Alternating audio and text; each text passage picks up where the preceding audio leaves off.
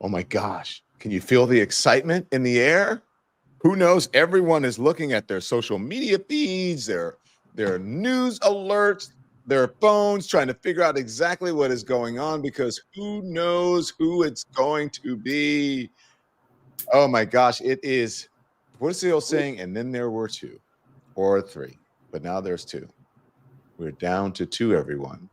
And what am I talking about? I'm talking about the vice presidential picks, the hopefuls for Vice President Kamala Harris narrowed her search for a running mate to a pair of finalists, Pennsylvania Governor Josh Shapiro, Minnesota Governor Tim Walz. Three sources with knowledge of the matter confirmed to Reuters, that was earlier this afternoon. Her decision could literally leak at any moment now. That's why I'm so excited. So we will tell you who it is on the air, and we'll stay on as long as it is. We're going to give you the information that they won't give you in corporate media. We have so much to dig into. Fortunately, I have a stellar panel, a group of folks to talk about this and break it all down. Senator Sharif Street, he is a state senator hailing from the great Commonwealth of Pennsylvania. Aha, see how smart we are? He worked side by side with Josh Shapiro for quite some time, and he knows him very well, so we'll get some insight on that. Also, friend of the show, Marc Caputo is here, national politics reporter and expert in all things MAGA for the Bulwark. I'm so grateful to have you two on the show. Hello, hello. How are you both doing? First, Senator, how are you? Look, I'm doing well. How are you? It's exciting time. This is like the Eagles. It feels like the Eagles going into the Super Bowl. Does it? Does. Everybody here is excited. Not like the 76ers. No, with the Eagles, because the Eagles win. I'm not sure the Eagles are going to win this one. Okay, what about the 76ers when I lived in Pennsylvania, in Philadelphia, when Allen Iverson was there? How about that? That was pretty electric, but it was also real. We knew it was a pretty big uphill. We were happy that they won. Their biggest year is getting swept by, winning the one game against the Lakers in the finals. But I was there at that game. It was a great game. Okay, Dikembe Mutombo? I don't know, whatever. I'm just going on. By the way, I'm getting a little off here, but I have to tell you how I found Dikembe Mutombo's car, his SUV. It was stolen one night, and I, as a local reporter, just happened to run across it on the south side of Philadelphia, if you can believe that. Okay, so Mark, do you have a scoop for us, Senator, before we get to Mark? Anything? What do you know? Do you know anything? I got some definitive information. People might not know this. It's down to just two people. One of them is Governor Shapiro. That's my face. Come on, man. Come on, man. Hey, Marc Caputo, how you doing, sir? You got any scoop for us? I'm not going to be able to do any better than the senator there. You're not? Nope. The Harris campaign and the Democrats have done a pretty good job of keeping this quiet. I do think, from what we understand, she has made her pick. Yeah. And all signs seem, I would say all signs, but many signs seem to point. Don't say it. Don't say it. Oh, you said it. All right. Well, anyway, Mark, I'm going to start with you. We're going to start off by, listen, I have a couple things that I want to talk about. Okay, we're going to talk about who is Harris' pick. Are attacks on Shapiro anti-Semitic, right? Because there have been some really, really personal attacks, targeted attacks on him over the weekend. And RFK Jr., that bizarre bear story, which is just kind of crazy. We're going to hear from Shapiro. We're going to hear from Lindsey Graham on racist attacks on Harris. We're going to hear from Arizona Republicans against Trump. We're going to hear from RFK Jr. about his bear story. And we're going to hear from the people who were concerned about the bear story at the time. He is, just marking it off, saying, hey, you know what? It's something I did in my youth. The man was 60 years old. So we have to talk about that. So, Mark, could you start us off by outlining how we got here, please? Because there will be some people in the audience who may not have tuned in to the news over the weekend. I actually did not tune in a lot because I needed some time to myself. And I think it's great to take personal time. And then when the news breaks, it'll break. So last they heard was on Friday on this show and others that Pete Buttigieg could have been the VP pick, that Senator Mark Kelly from Arizona could have been on the short list. Now, reportedly, it's Walz and Shapiro. What say you, Caputo? Yeah, I say those things are correct. Some of the people I've spoken to indicate they're correct. Notably, I believe Kelly had briefly posted, the Arizona senator, and then deleted a tweet recently saying, hey, I'm happy to be Arizona senator, and this is where I'm going to stay. And it was viewed as a mistake by his people, telegraphing that he got the word that it's not going to be him. Don't know if it's true, but what is that happened. all about? Why were people reading into that? I didn't understand that. I mean, was it just a mistake? You think because he said named something like "I'm committed to the people of Arizona," and then he said, "Wherever the future takes me, I'm just sort of, you know." Well, it's when you start deleting tweets without explanation, especially at times like these, information abhors a vacuum, and sometimes conspiracy theories flow into them. But I think I don't want to presuppose what Kamala Harris is going to do because I don't know. But the vibe seems to have certainly shifted in favor of Governor Walz. We'll talk about that. I want to get the senator in first, and then we'll talk about what happened. Senator, I noted earlier that you have worked with Governor Shapiro. Are you in his camp? Do you want him to be Harris's running mate? I will say this. I think it's totally her pick, but it makes my life a lot easier. I think he's the best choice, but I respect whatever decision she comes up with. Why do you say he's the best choice? How does it make your life a lot easier? Look, I'm the chair of the Pennsylvania Democratic Party. People in Pennsylvania like Josh Shapiro. He knows our state. He's got an effective record of delivering for the people of Pennsylvania. He's gotten a budget. He's got budgets done with Republican Senate, where I serve, and a Democratic House, consistently moving money for things like crime prevention. We know he can talk about the fact that he, as Attorney General, worked with the Lieutenant Governor, worked with then Attorney General Harris on the opioid litigation, where they proved that American billionaires were pumping things like Oxycontins and into our community, and got billions of dollars in settlements to still deal with the opioid epidemic. He's got an effective record that people know, and I think, he's a great speaker with a lot of charisma. I think he could really be helpful to the ticket, and I know that people in Pennsylvania would be excited to have him. Now, I think we're going to win Pennsylvania for Vice President Harris and her presidential campaign, no matter who she picks. But I'll tell you, Josh Shapiro would make Pennsylvania a lot easier to get done. You think it would make it a lot easier? Do you mean to get done on the winning list on the winning side for the election? Yep, and I think he would help have coattails down ticket. You think it would be impossible without him? I do not. I think we can win. I think we can win. That Kamala Harris can win this state with or without him. But I tell you, I think he helps a lot in Pennsylvania. You do, Mark. Do you agree with that? Because I was speaking to someone, and they said, we were going over it. We said, well, it's interesting that he's doing it in Pennsylvania. That must mean it's Josh Shapiro. But they said, you know what? And this is a pretty sharp political person. It makes more sense that she's doing a rally there on tomorrow if Josh Shapiro is there and she gets his support if she decides to choose someone else. So I can see it either way. I mean, the reality is, and this is according to Trump's campaign, and the Biden campaign, and now the Harris campaign will likely agree, which is this race right now, if the maps hold true and if the polling is right, and if you sort of ignore the margin of error, there's 3 states this gets decided in: Michigan, Wisconsin, and Pennsylvania. And Pennsylvania is the biggest one, and it's the biggest prize. If the polling is right, if Donald Trump carries the southern Sun Belt swing states, he just needs one of those Rust Belt states, Michigan, Wisconsin, or Pennsylvania, to win. So Harris is going to be in Pennsylvania a lot anyway. She's going to be in Minnesota a little less often. But so isn't Joe Biden going to be there as well a lot? Doesn't Joe Biden help her in Pennsylvania? I mean, I guess he does. I mean, the reality is she's performing better in Pennsylvania against Donald Trump in the polling than Joe Biden was. I think one of the things that the Biden people sort of lost sight of, in some of the media, but not a lot, was that Biden was a pretty unpopular president. And he was doing badly against Donald Trump for that reason, in part because he was so aged. And you saw what happened once he left the ticket and Kamala Harris took over.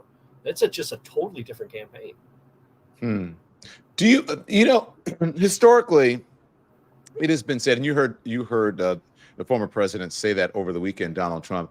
Well, the VP doesn't matter historically. It has never mattered. You get a little, push here or there, at the beginning.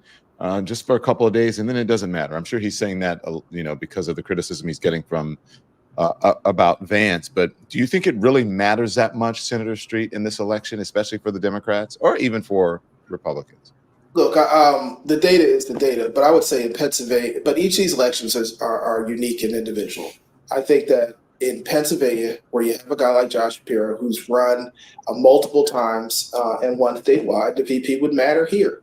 I think the VP also signals the kind of person, the kind of decision-making process that the presidential candidate goes through. Kamala Harris is looking at two responsible folks with real experience that are going to, either one is going to say things that make sense. They're going to help advance the ticket. Donald Trump shows a guy who has said some of the most bizarre and weird things that anybody could think of. And I think it's because Donald Trump himself is pretty weird. And so I think it signals a lot about who the kind of leadership style that the presidential candidate's going to have. And I think Kamala Harris is off to a good start. Look, Josh has been a friend of mine for a long time. I think he's great for our state. And I'm partial to the hometown team, but I think either way, she's going to have made a much better pick than Donald Trump did. Did you guys come up with, and tell me the truth, because I know there are strategy calls, did the Democrats come up with that whole weird strategy, or did you guys just pick up on it, or do you actually think it's weird, or a combination, Senator? Well, I think that we were looking for words to describe. We all I don't think there was no meeting where we said, let's call him weird. But I do think that people had said strange. Some people had said, what's up with this guy? And then I think weird hit, and it was just like, it felt right. It felt right because he is weird. The stuff he's talking about, who would talk about that? He said that people that don't have kids should get less votes. That's weird. Like, who thinks of that? People that have no kids should get less votes. He talked about ladies and and then he talked about his Meemaw having guns left all over the house and she couldn't find them and they were loaded and she'd go buy more guns. Look, there are people in places like Philadelphia, and Pittsburgh, and I'm sure Detroit and Milwaukee and lots of other cities across the country where people are dying from gun violence. And he's talking about Meemaw left a gun here and she left a gun there and they're loaded and she just go out, buy another one and load that one and lose it too. It's like a cartoon. If we were saying that, talking that way about him, they'd be saying, look, we're disrespecting people from Appalachia. He kind of is a walking caricature. So yeah, he's weird. Look, I'm not saying that the word is wrong. I think it's apropos. I just, sometimes. No, it wasn't a strategy meeting. I think it just stuck because it seemed right. I'm pretty sure that it was Waltz, and I could be wrong, who came up with it, who first just kind of injected that in the bloodstream. And the reality is one of the flaws that Joe Biden's campaign made messaging-wise was to constantly say, this election is about the future of democracy and the like. And I'm not saying it's wrong to say that or believe that. I'm not saying it's right to say that. But the message wasn't working. If you looked at the polling toward the end in swing states, Donald Trump was perceived as better at defending democracy than Joe Biden was. And this was after Biden had made this the sort of, central premise of his campaign. The messaging of going from preserving democracy to, hey, these guys are weird, that is a much more effective strategy of othering that appears to be working, or it certainly is caught on in the media. So, I mean, look, I think. I was going to say, look, I think one of the problems that President Biden had is this. I think most people respected him. They think he's a smart guy. They think he's a good person. But President Biden is literally my father's friend. I'm a 50-year-old grandfather. And a lot of people, no, literally, my dad was elected in Philadelphia, served 20 years as councilman, 8 years as mayor. President Biden was a senator in Delaware, 81. My dad's 80. And people, for the generation that was younger than us, younger than me, who are voters, my kids are all in their 20s. They're like, so that's my dad's middle-aged grandpa, and this is somebody that his father's generation, and it was just a bridge too far. And look, I don't think that anyone didn't respect the job he did. I think on the substances, if people think he checked the boxes, but then adding another 4 years, a lot of people just thought he just seemed too old. And that was the number one critic, and it didn't matter what he said. He was too old. I mean, we saw that on stage, right? His language also reflected that of a bygone generation. and it didn't connect. It didn't hit the same way. We're now getting people who are closer to the age of most of the rest of us, and I think their language connects. But on the substance, I don't know that people thought that like they disagree with his policy so much. That's why there was such a jump for Harris, because it wasn't his policies, it was him. They're like, you're great, but it's time to retire. He heard the message and did something Donald Trump could never do, which was put the country and the party before himself. And so he stepped aside, and I commend him. I think he had a great career, and he's going to go down in history as that being one of the big moments where a politician actually showed they could really put other people first. Well, I was looking at his record yesterday. There was something that was a news story that I saw on. I chose not to engage in, the news yesterday and all of the talk shows. And I said, you know what, I'm going to actually get some real information. And I read, and it talked about Joe Biden's accomplishments, which, bringing us back from the, not quite from the brink as Barack Obama did, but pretty close. And certainly the releasing of the hostages was a big deal that I think was getting overshadowed by the election. If you guys remember, for some of us who are old enough to remember, the Iran hostages back in the day. And I mean, it was, if not the day after, it was a few days after Reagan was either elected or took office, I forget. And, all of a sudden hostages came home, which was a very powerful image on our television screens. And really, we remember it was marked, right? It has a marked part in our history. I think the same thing with Joe Biden, and his legacy will be, if she is the president, the first Black woman and the first woman president of the United States. And if not, it'll be the first, woman who came pretty close. Well, Hillary Clinton came pretty close. So I think his legacy is sealed, and he did do the right thing. But back to, Mark, you can agree with me or disagree with me on that, but you mentioned Tim Walz and the whole weird idea and how he just, because initially, Tim, he wasn't there. Tim Walz was not mentioned in, in the Buttigieg and the Kelly and the Shapiros of it all, right? And then all of a sudden, after this weird thing, after he shows up on cable news and on the Sunday talk shows, and he's so great in front of the cameras, it's like, hey, here's this guy. So what's your assessment of all the strength and weaknesses of both Shapiro and Walz? Yeah, for me, I think what Walz brings, and let's talk about race and gender. Just as Obama wanted to balance the ticket with a white guy, and just are you calling him a DEI hire? Is that what you're saying? A DEI pick? The idea that these are not identity picks, whether black, white, Hispanic, or other, it's ridiculous, right? They're all identity picks, right? Yeah, correct, dude. It's just, and I made a reference earlier to the phrase othering. Like, that's part of politics, is you other the opponent. But anyway, but everyone talks about identity picks. But I mean, honestly, you're in the media. And so, like the media would say, we need a woman at this time. So we want a blonde, we want a brunette, come on, we need someone younger for this, for the morning.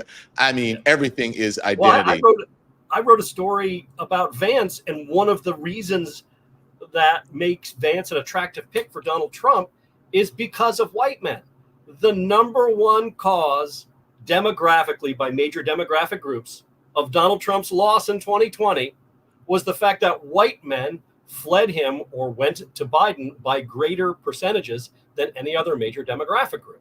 So when you look at Kamala Harris now looking around for a running mate, and she looked at a bunch of white guys, Walz it appears to be hitting that sort of sweet spot. He's really good at eviscerating and defining Republican opponents. He makes progressives' hearts go pitter-patter, and he doesn't have anything in his past that is causing them any concern. Shapiro, on the other hand, does have a problem with the progressive base because they don't like the Israel stuff. And I guess we can get in a broader conversation about what's behind that. But I think what Walz demonstrated was just an ability as a very skilled communicator. So is Shapiro. But there's something a little sort of warmer and fuzzier about Walz, which seems to be giving him a greater amount of buzz. Yeah. What do you think, Senator? I mean, I think he's right. They're all some sort of, identity picks because, the demographics matter, right? Even if it's just like, we need someone from this state, right? They identify as a certain kind of there's either Democrat or geographic, Democrat gender, or racial, identities. And let's face it, like Joe Biden had basically called Kamala Harris a DEI hire when he spoke. Joe Biden was one. Joe Biden was one. Good point. A few months ago, he said that he used the word equality instead of equity. He said diversity, equality, and inclusion. It starts at the top of my administration with Kamala Harris. Like, I don't see. I guess this is a thing. It is what it is. Well, look, I mean, I think the problem that Black folks and women are having with the DEI thing is it's when we said that Barack Obama needed to pick a white guy, and he needed to pick a white guy who would help balance things out. Nobody said, well, Joe Biden, that makes him a DEI hire, as if to diminish his qualifications. Right. But the reality is that if by the same way you'd say that Kamala was one for Biden himself only gets there because Barack Obama needed to balance it out. And it's nothing more than we want to make sure Democrats want to make sure the ticket looks and as many people as possible feel included. Now, I know Republicans haven't really worried about that. They sort of go with, we're going to double down on the all-white male ticket. They've been doing that forever, literally, since the inception of their party. But that's something Democrats have been playing around with all the way back to Geraldine Ferraro, trying to figure out a way to be more inclusive. Hillary Clinton, right? We've been doing. Don't forget Sarah Palin. Don't forget Palin. Well, John McCain was a different kind of Republican, and he did pick Sarah Palin, so he tried. But clearly, Donald Trump's not no John McCain. As he would proudly say, because he said, John McCain wasn't a war hero. He just, defeated the enemy and freed people and fought in a war. And Donald Trump says he knows more than the generals. But I would say this, listen, there's nothing wrong with trying to find balance. There's nothing wrong to find inclusion. The whole conversation that I've been making about Pennsylvanians would like a Pennsylvanian, if we could get one, is in fact some kind of equitable argument. We're looking at demographics and saying, how do we appeal to certain demographics, whether that's race, geography, age, gender, those are all things. And so, it's going to be a factor. But Kamala Harris, what people get angry about is the fact that she is incredibly qualified. I mean, it seems to ignore the fact that she was the district attorney in San Francisco, the California state attorney general, a member of the United States Senate, all of which she had to get elected to. And then she gets selected and has to run for vice president with President Biden. But the first three offices, which are pretty big deals, district attorney of San Francisco, attorney general in the largest state in the country with almost 40 million people in California, and then U.S. senator from California. Those are pretty big deal things before she even gets picked. And so, look, she's incredibly qualified and ready to do the job and has the kind of credentials and exceed many of the other people that have been selected. And so, look, I think Josh is a great choice to be VP. But part of what makes him great is he presents some balance. Same thing with Tim Walz. He presents some balance as well. We're not talking about her picking she's not out there looking for another Black woman or another Asian woman, because we're looking for balance. We're looking for inclusion. There's nothing wrong with that. But when you try and diminish her qualifications, I think that's when people get upset. Which I'm not sure would be such a bad idea, actually. Because, I mean, look, if you're going to go for it, maybe you should go for it. But look, let me ask you, Senator, because I know you have to go. Can you allow me one more question before? Sure. Your schedule's really tight. Okay, so let me ask you about this, because you were talking about it, and I think it's important for you to be able to address this. I'm not understanding what, and if you have to go, let me know. Okay, just say, hey, I got to go, and we'll let you go. I got all the time. Okay, I'm not understanding why this whole idea about Kamala Harris's race and Black or whatever. I'm not sure what is gaining Donald Trump and the MAGA people. I actually think they're losing in it. Why can't, this is what I'm trying to get people to understand here. Mark, where's your family from? The Midwest, Chicago, actually. Okay, before that, where are you? Oh, Italy. Yeah. Okay, you're Italian. Okay, so European Americans come in. When people say I'm European, you could be from Italy, you could be from France, you could be English, you can be Scottish, you can be German, you can be all of those things. Why can't Americans understand that Black people also come in all different, from all different places and countries? You can come from Belize. I was speaking to my friend today. He says, my mom is from Belize. She's Black. My mom is from Jamaica. My dad is from Jamaica. He's black. My mom is from Cuba. She's Afro-Cuban. She's black. Why don't they understand that black people can come from different places and still be black? And what is their problem with it? I don't get it. And what is it buying them? Is this one of me or is this one of the senator? That's for senator.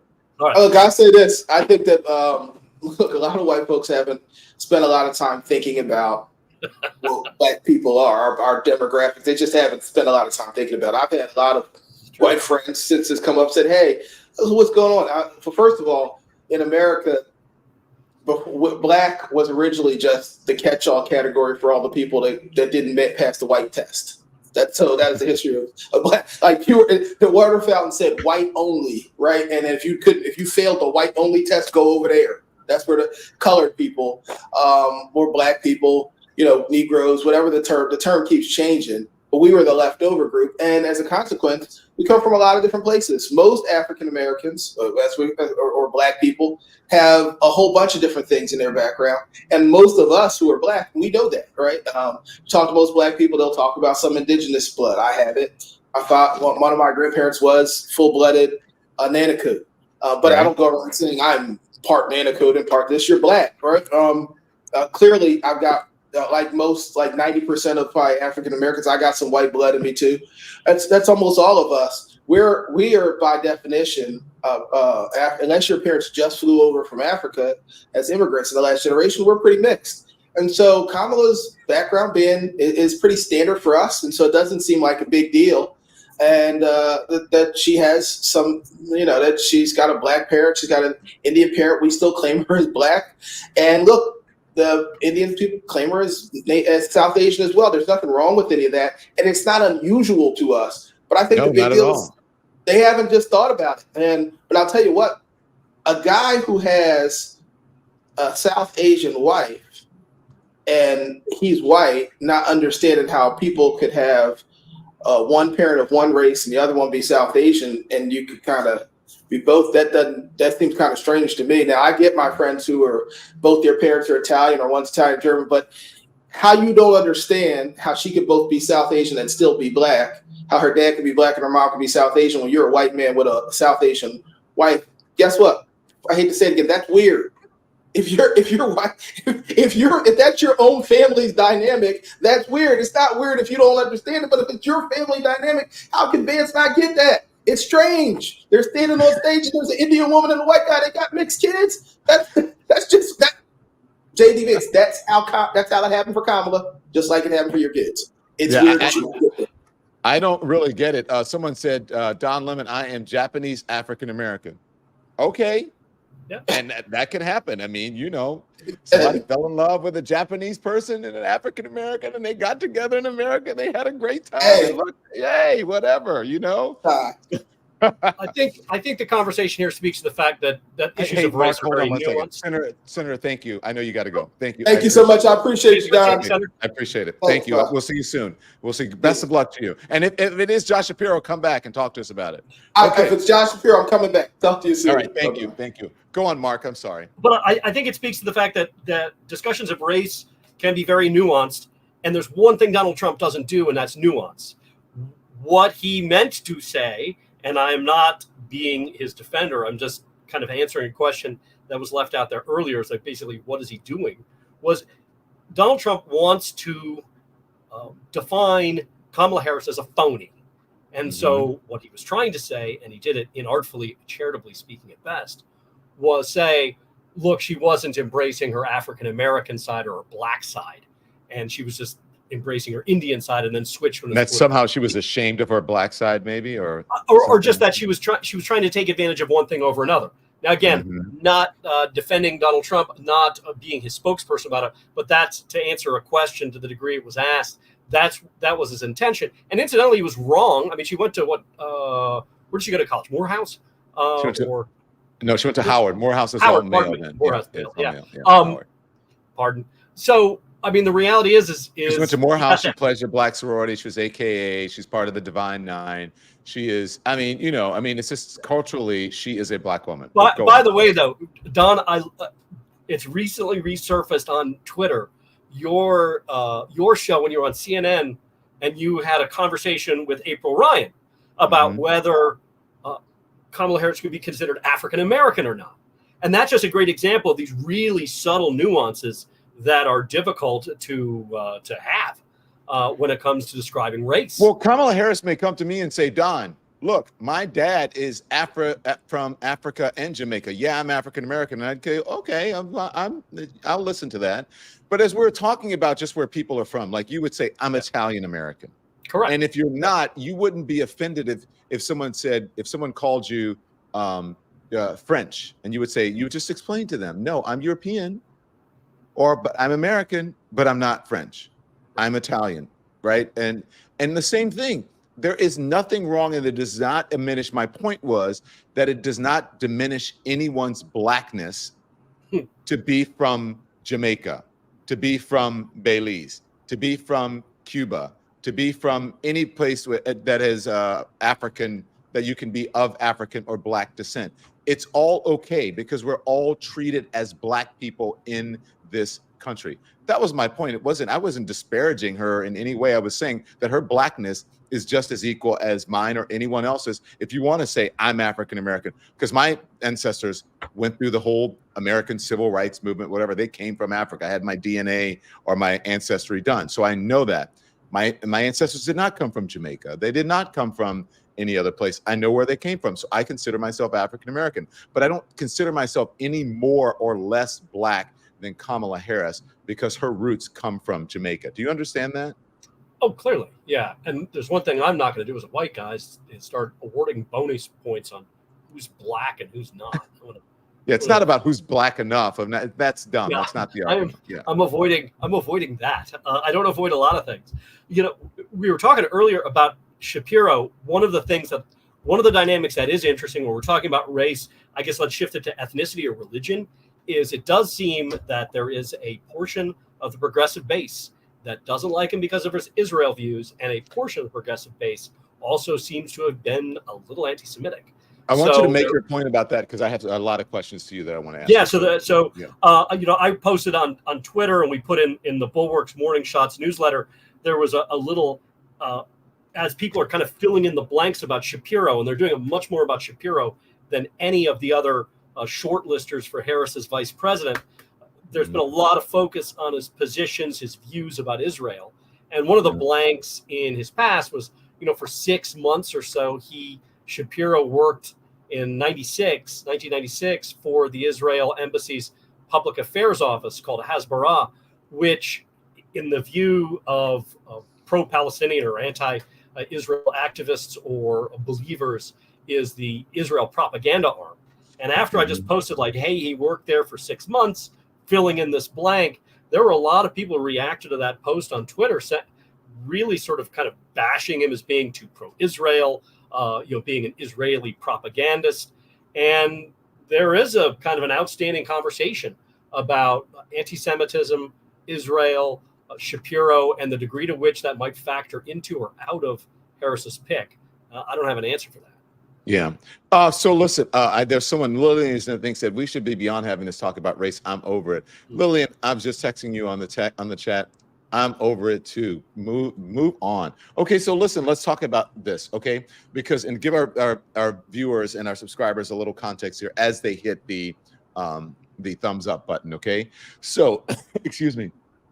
Over the weekend, progressive pundits on social media have rallied against a potential Shapiro pick, arguing it would undermine the unity of the Democratic Party as enjoyed since Mr. Biden left the presidential race, and rallied around Harris. His recorded support for taxpayer-funded private school vouchers is a lingering challenge, and promoted a coalition of education groups to send a letter to Harris advocating against Shapiro.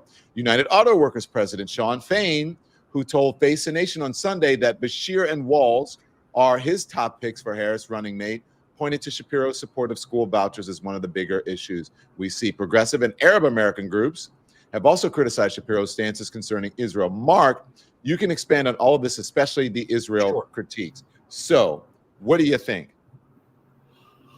Oh, that's a broad question. Hit me. Okay, let me get it. Do you think it's anti-Semitic? I think some of some of the criticism of Shapiro is, yeah, clearly. Is all of it? No. We're talking about a nuanced discussion, the Middle East, Israel and Palestine, or the history of that region. That doesn't lend itself to a simple, pardon the term, black or white answer. But it is impossible to view all of the protests that happened after October 7th and not think that some anti-Semitism played a role in some of it. And as a corollary of that, some of those people who, were probably demonstrating back then are clearly allied with those who don't want Shapiro. Are there good reasons to oppose U.S. involvement in the Middle East and arming Israel? Yeah, sure. But is there also anti-Semitism? Definitely. Yeah. Okay, so to your point, you mentioned this. On Friday of last week, Governor Shapiro was asked about a report in the Philadelphia Inquirer about a 1993 college op-ed where he expressed skepticism about a two-state solution. Let's play it and then we'll discuss. Here it is. Two-state solution now. Can you kind of just talk about that evolution? Something I wrote when I was 20? Is that what you're talking about? I was 20. Look, I have said for years, long before October 7th, that I favor a two-state solution. Israelis and Palestinians living peacefully side by side, being able to determine their own futures and their own destinies, being able to work as they want and worship as they want, and understand the power of living peacefully side by side and how that will lift up both parties in this, or both sides of this conversation. This is obviously a very challenging situation and has been for hundreds, if not thousands, of years.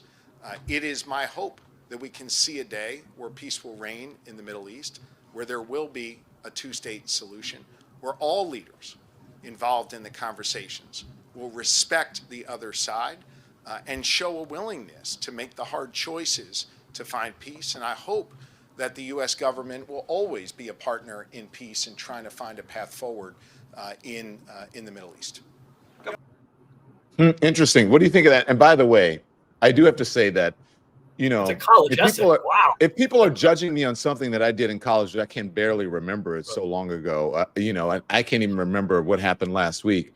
And people change, and so, but anyway, go on. What do you think? Well, one of the things that was actually pointed out to me on social media after I made my post was, okay, yeah, sure, Josh Shapiro has disavowed his belief from back then opposing a two-state solution, but no one's asked him, nor has he disavowed the other statements he made in there, which is that Arabs don't want peace.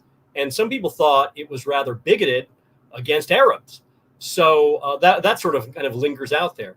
But I think the broader issue here is quite clear, which is Shapiro and his positions on Israel and his beliefs about Israel itself have just become such a big issue that it's just going to make his selection probably more complicated and more controversial. Now, if Kamala Harris does pick him, it's almost like an inverse or kind of photo negative Sister Soldier moment. Remember when Bill Clinton had disavowed this leftist black woman rapper, and it was like a moderate white guy was pushing away this leftist black woman in order to sort of triangulate against her to get centrist votes.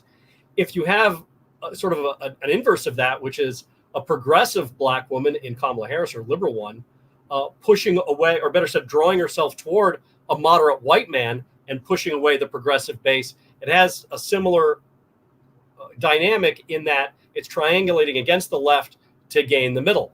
I don't know if she's going to do that. It might just be too high risk. And this might be a do no harm situation where she's just going to pick Waltz because he's less controversial, or there's less controversy around him. By the way, you brought up school vouchers. I think this is an important thing to point out. Well, yeah, sure, Sean Fain doesn't like Shapiro embracing school vouchers and the teachers union didn't. That's a wedge issue that ultimately probably hurts Democrats more than it does Republicans. Because one of the successful things that Republicans, and I say this as someone who's in Florida, and I say this as someone who's married to a public school teacher, but school choice as framed as such, or vouchers, have proven beneficial to Republicans to make an argument to people who live in poor areas, and they tend to be proportionally African American or Hispanic and say, look, your child shouldn't be trapped in a failing school. You should be able to have a right to send him or her to another school. That has been effective messaging for Republicans. That's been effective messaging in swing states. And that's why Shapiro embraces vouchers, embraces school choice. So while, yeah, sure, the unions don't like it, it is effective politics, and it is wedge politics that have tended to hurt Democrats more than it has Republicans. That's why Republicans push it. Well, just to be clear, this is Tim Walz's history with Israel, okay? He voted to condemn UN resolution against Israeli settlements that Obama allowed to pass. He participated in AIPAC conference and called Israel our truest and closest ally in the region, with a commitment to values of personal freedoms and liberties, surrounded by a pretty tough neighborhood. He met with Netanyahu personally and released a photo to the media. He said in June, the ability of Jewish people to self-determine themselves is foundational. The failure to recognize the state of Israel is taking away that self-determination. So it is anti-Semitic. I mean, well, Mark, his last name, but his last name isn't Greenberg or Shapiro, right? So well, it's Walz. Walz, yeah, but he's raised as a Lutheran, if I'm not mistaken. Is there a double standard, do you think? Well, yeah. Now, that having been said, but you're saying he's not Jewish, or you're saying he's raised as a, okay, I get it. I'm saying that Walz has a very similar position on Israel to Shapiro, but Walz is not being dragged across the coals by some people on the progressive left. And it's difficult to arrive at a different conclusion other than the fact that Shapiro is Jewish and Walz isn't. Now, it is true that there is anti-Semitism here. I think you were kind of you were kind of linking back to my discussion before, saying, yeah, is there some anti-Semitism at play in the criticism of Shapiro? Well, yeah, there is, and what you're just saying is speaks to that. That having been said, it is clear though that Shapiro did serve for a period of time as a volunteer in the IDF, albeit not in a combat form, or he didn't see combat. And he did work for the Israeli embassy, which Walz didn't. But their positions on Israel, most mainstream Democrats, sort of, in the middle or who aren't on the progressive left, have essentially the same position. And that is the case with Walz and Shapiro when it comes to their policy positions and their prior statements. Okay, I want to move the conversation along so that I get everything in. So let me ask you about RFK, okay? And if we can put up this picture, I don't know what the heck is going on. Oh no, the bear. So, yeah, which is interesting. Okay, look at this.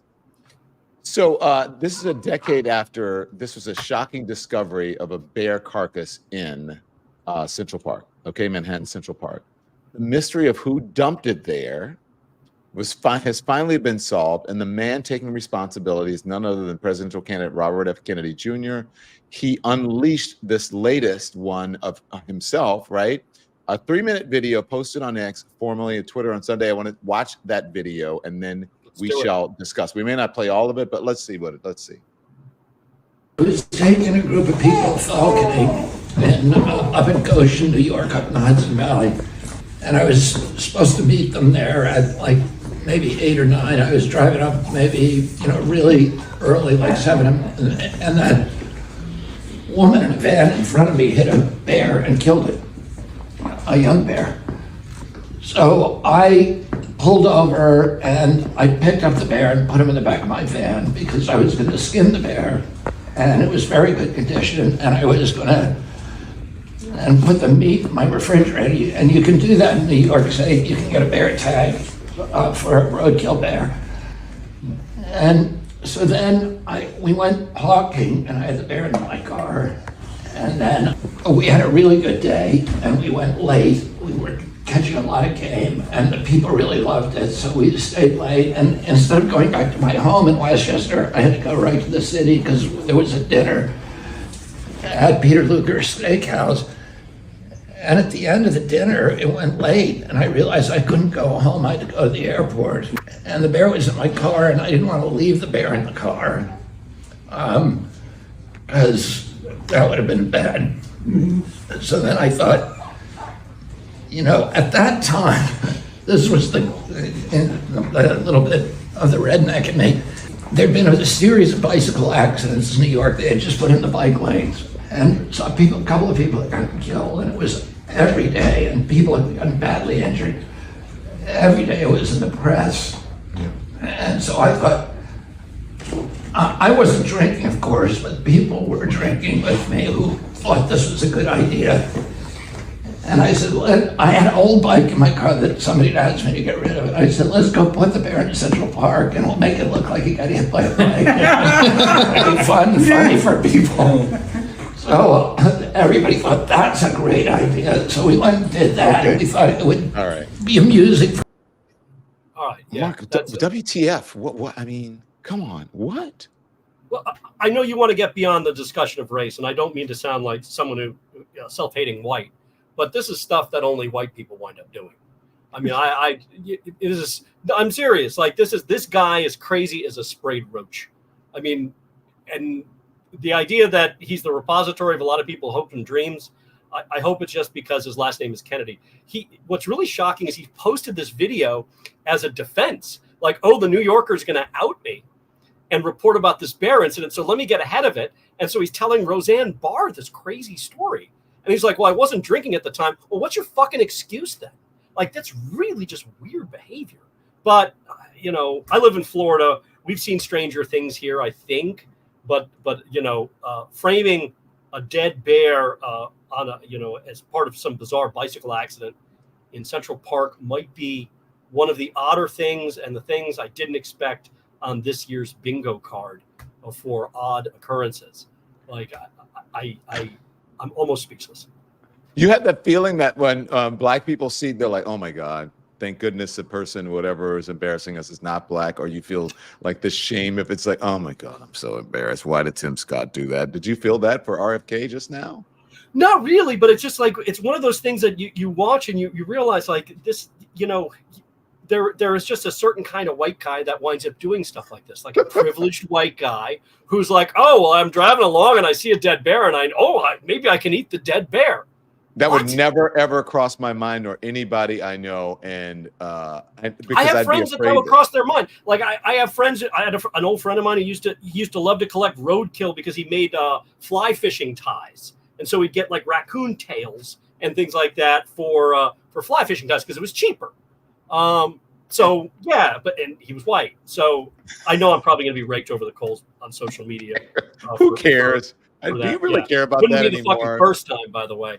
But who You cares? know, but it's really nutty behavior. And if you read the New Yorker piece, or actually Vanity Fair's piece prior to that, they just do a good job of capturing the fact that RFK Jr. was part of this Kennedy clan that was implicitly, if not explicitly, raised with the sensibility that the rules didn't apply to them and they could do whatever the hell they wanted. Mm-hmm. And his candidacy so far is a good example of that. The problem that RFK Jr. is having is finally learning that you have to be more than just a Kennedy in order to succeed. Yeah. So let me just say this. He tries to pass it off and he's just making fun of it, right? And I would love for him to come on the show to explain it. Right. I've asked him to come on. Maybe he's a little bit nervous. I was on Bill Maher with him. But anyway, and, you know, he didn't do the, what do you call it? The thing at the end of the show, the whatever, overtime. And maybe he was a little bit nervous that I would question him hard or something, but he's a big boy. He tries to pass this episode off as something funny and silly in retrospect. But this is a news report from the Bears Discovery way back when people freaked out about it. Here it is. Bear cub is discovered dead in, of all places, Central Park. An apparent case of animal cruelty. CBS 2's Matt Kozar has more on the bear mystery. In a popular section of Central Park, an unusual crime scene. We were about over here. Florence Slatkin says she was walking her dog this morning when she saw something furry underneath the bushes. Police say the 3-foot-long black bear cub had stab and slash wounds and appears to have been dumped there. Adding to the mystery, Slatkin says the baby bear was lying on top of this bicycle, which police confiscated as evidence. The bicycle was under the bushes. Part of the bicycle was sticking out, and that's what we saw. Then when we looked closer, we could see something on the back wheel, just laying on on the back wheel. The spot where the bear was found is not in a secluded part of Central Park. It's right near West Drive, where thousands run and bike every day. That's horrible. It's very bizarre. To think that somebody with criminal intents would do such a thing right here in our backyard is disturbing. The Department of Environmental Conservation carefully removed the bear and wrapped it in a tarp. Investigators say the necropsy, which is an autopsy for an animal, will be done in Albany. It's very strange to find this. All right, we got it. I mean, it's Mark. funny though. I mean, the good news is that the bear was not intentionally killed and tortured for some sick, serial Yeah, but you killer were saying, you're right. Okay, got it. But Right. you were saying that this is, he's not a college frat dude. When I said, usually it's Dude, like he's a 60. college dude. He was 60, yeah. Yeah, he's out of his mind. I'm going to take the bear and I'm going to put it in my freezer so I can eat it. What the fuck does that? I mean, I can understand people who don't have money doing that. You're a Kennedy. Roadkill doesn't apply to Kennedys? I don't think so. No.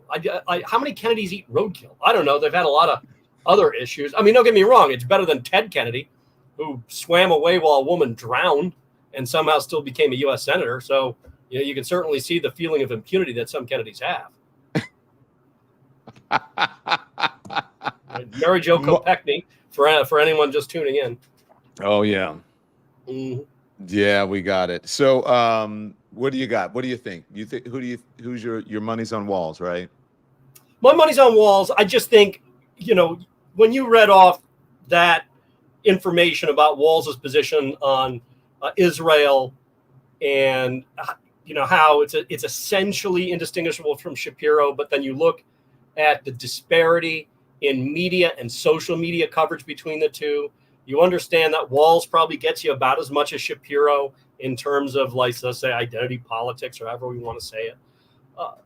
Walz just seems like a do no harm pick, whereas Shapiro is just going to cause a little extra bit of heartburn. It's going to have guys like me probably writing more stories. Why does the Harris campaign want to deal with that? Unless they're like, you know what? Like, let's seize the initiative and let's actually have stories and a debate about this. Let me sort of triangulate against the progressive left and make a statement. So I could see it in that regard, but I think it's a do no harm sensibility from her rather than the other. Totally a guess. I could be totally wrong. You're always a great guest, Marc Caputo. I really Thank appreciate you, you joining us in this day when we had a very You better big follow me on engagement. Twitter. I'm really serious. I check it. The thing is that I'm not on as much as I used to be because let's also see who's dragging me. Who's all right, dragging? there we go. There it is. Oh, well, I think we're being dragged by middle guy 1776 who's telling us we both suck. Oh, really? We should do some mean tweet reading one day. One day we should do some mean tweet reading. It's surprising the difference in the social media platforms as to what Twitter's lubricated by anger. So. A blind mellow jelly says Walz is a very safe pick, Marc Caputo. There we go. Yeah. Kerry King says Walz is too old. Pete is the choice. How old is he? I didn't even actually. What is he? 60? 60? I think he's 61 or something like that. I shouldn't have guessed it out loud. Yeah, we can look it up. Hey Siri, how old is Tim Walz? Let's see if it comes up. Tim Walz is 60 years old. 60 years old. Did you hear that? Boom. Yeah.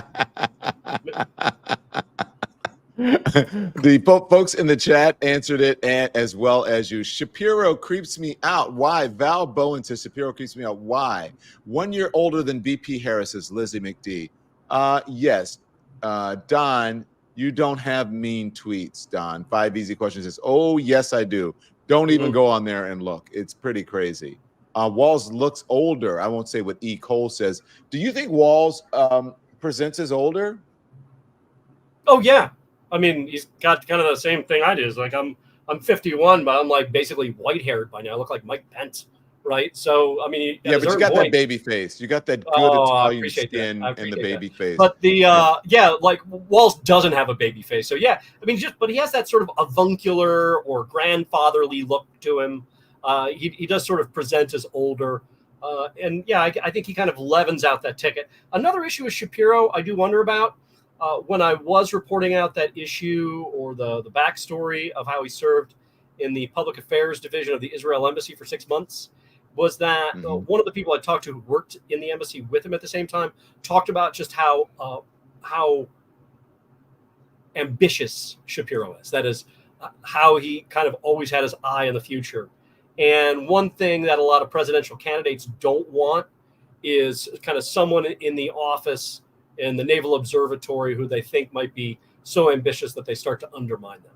Of course, that's something that George W. Bush could have thought of a little more with Dick Cheney, but here we are. Well, have you seen, I don't know if I have it for you. Have you seen this, hang on, this is nuts. Have you seen this Cybertruck thing where someone, a fan of his, Oh, I posted it. I posted the video on my Twitter account. Yeah, I just sent it to the producers if you can get it up. What in the cult is going on here? This is the new media landscape. The YouTuber or social media guy, the live streamer, his name is Aiden Ross, and he had an hour-long or so live stream with Donald Trump today where they talked about X, Y, and Z. First, he gave Donald Trump a Rolex as a gift, and then they went outside. They were in Mar-a-Lago. They went outside of Mar-a-Lago, and Ross has a Tesla Cybertruck that has a wrap on it. A wrap, whatever the word is, or the way you describe that, which was a depiction of the now famous picture of Donald Trump raising his fist in defiance after he got nicked on the ear with a bullet after the assassination attempt. And that the vehicle actually has that on it. It's wrapped with that image and with a Trump or a MAGA. We got it. We got it. Let's look at it. Let's look at it. Oh, yeah. Okay. I'll tell you about TikTok. Trump is going to keep TikTok going, whereas Biden and Harris, they have no idea what it means. Wait, can we back that up? Was he doing the? Yeah, you want to back that up? up. Back it up to the beginning, please. Let's back that up to the beginning. I'll tell you about TikTok. Oh. Trump is going to keep TikTok going, whereas Biden and Harris, they have no idea what it means. And all it's going to do is be good for China the other way. It's no good. We're going to save TikTok. They want to destroy TikTok. So all of the people on TikTok, vote for Trump. Vote for Trump. Wow. And then the whole thing is wrapped. He's doing the dance. Oh, you missed it. By the way, you missed earlier. They were in the truck. Before that, they were in the truck together listening to music, and Trump was playing like his favorites. He played the Mamas and the Papas, California Dreamin' as sort of a dig at Kamala Harris. He played some Elvis. There was a little bit of Michael Jackson. Beat It was played for a brief period of time. It was odd. Different. You're speechless. Okay. Speechless. Yeah, I don't know, but I think when I watched it, he made some sort of reference to Google about Google changing the expressions on the Secret Service's face when they were. I don't even know I don't believe that is true. So that part wasn't. So what Trump said was that Google changed, and he said, or they allowed to be changed, pictures of the Secret Service agents who were next to me or next to him in the assassination attempt where someone superimposed a smile. And it is true that some people on the left or some disinformation people or whatever you want to call them were posting pictures on, especially threads, but on social media, saying that the assassination attempt on Trump was a hoax because the Secret Service agents were smiling. And it turned out that was, photoshopped or whatever the word is. Of course, Trump went the extra mile by suggesting that Google was part of the conspiracy to do that when in fact they weren't. It wasn't. That's why I believe in content moderation. I'm just saying, it's important for truth and facts to be out there. And I think those platforms. Oh, by the way, the irony is in that discussion where Trump had made that suggestion that Google was complicit or allowed it to happen, the Aiden Ross, the live streamer, was like, yeah, there really should be a way to fact check things in real time. And Trump's like, oh, yeah. Oh, yeah. Yeah. There are a lot of people who I think need to hear that. Marc Caputo, thank you, sir. I appreciate it. Marc, could you please go pre-order my new book? Thank you on Amazon. Okay, I will. Now that you follow me on Twitter, I'm going to do that. And make sure you read it. Maybe you can talk about it in the Bulwark, and you can write something about it. I would appreciate it. It actually has a lot to do with, it's chock full of things that are very pertinent to what's happening with the election. As a matter of fact, they moved it up. We were gonna drop the book after the election, and the publisher said people need to read this book before the election. It's so important. We talk about a lot of things: a woman's right to choose, about white nationalism as it relates to religion in this country, and so on. So it's very interesting and very timely. But Mark, thank you, sir. I appreciate you joining us. Say hi to the folks at the Bulwark, except for Tim Miller. You know that guy. I'll say hi to Tim, especially for you, Don. All right, darn it. Thanks. I'll see you guys. Thank you. Bye. I'll see you soon. Thank you, Marc Caputo, everybody, over at the Bulwark. He is a MAGA expert. Anyways, thank you all. I hope you guys enjoyed today's show. We didn't really talk about. There's one thing that I want to show if we can show. I want to go back to something that we did not show real quickly, and that is, where are my notes? Right here. It's just embarrassing because I want to do. This is Lindsey Graham on one of the morning shows, and I just thought it was really embarrassing. Can we play that? Has raised some incendiary questions about the vice president's racial identity. He reposted an image of her birth certificate on Truth Social this week after a lot of criticism for this comment. Listen here. She was always of Indian heritage, and she was only promoting Indian heritage. I didn't know she was black until a number of years ago when she happened to turn black, and now she wants to be known as black. So I don't know, is she Indian or is she black? Doesn't this kind of language alienate millions of black voters, including from your state? Yeah, 30% of my state is African American. Nikki Haley is of Indian heritage, and one of her children married an African American Clemson football player. So here's what I would say to President Trump. The problem I have with Kamala Harris is not her heritage, it's her judgment. She has been wrong about everything. When she tried to explain what she would do about inflation and an upcoming recession, it made no sense. It's gibberish. She's been in the witness protection program. Nobody will ask her a hard question. Every day we're talking about her heritage and not her terrible, dangerous liberal record throughout her entire political life. Is a good day for her and a bad day for us. So I would encourage President Trump to prosecute the case against Kamala Harris's bad judgment. It doesn't seem that he's received that message yet. I mean, he had an introductory speaker last night sort of double down on this conversation. Would you advise that he just stop talking about that? I think, Mr. President, this is your election to lose. It's important you win to reset a broken border and get the world in good order. The American people are looking to have their problems solved. I think your presidency was an incredible presidency for national security and prosperity, as to Georgia. Georgia is there for the taking.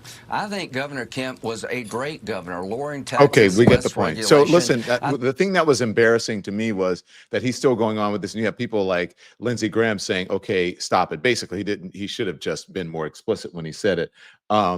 Stop it. And he should stop it. I think the most embarrassing of everyone was Byron Donalds on This Week with George Stephanopoulos, and could not bring himself to say that the president and his acolytes and the MAGA folks need to stop it, that it's embarrassing and that it's wrong to keep attacking this woman about her race for such a non-issue, saying that she's not black. She is. She's always identified as a black woman. So I think get over it. But anyways, look, let them do it, because I think it's damaging them more than it's hurting them, and they don't even realize it.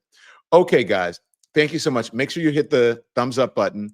Make sure you pre-order the book, because again, like I said, there's going to be homework, and I'm going to tell you guys every single day until it launches, and even after, about the book, because I think it's, as I said to Marc Caputo, I think it's really important to what is happening in the country right now, and I want you all to be able to read it so that you can be informed, and you can also go out and talk to people about it and spread the word.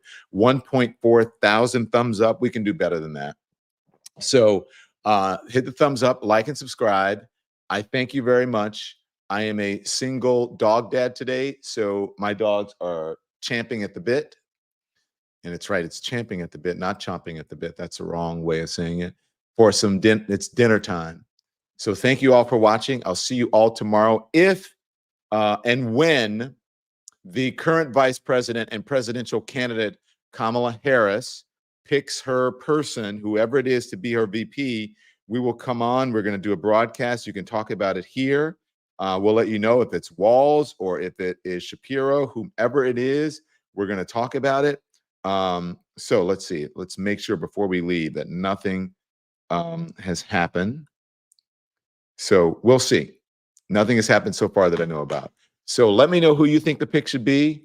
If it doesn't matter that much, are you going to vote regardless of who it is? I think most of you will, but let me know. Okay. Thank you all. Have a great evening. I love you, Lemon Nation, Lemonheads. You are the best. Thank you, Happy, for the generous contribution to independent media. Thank you for supporting. We really appreciate it. I'm going to hit a big thumbs up. So bye, guys. Have a great evening. I'll see you soon. Okay. Be safe.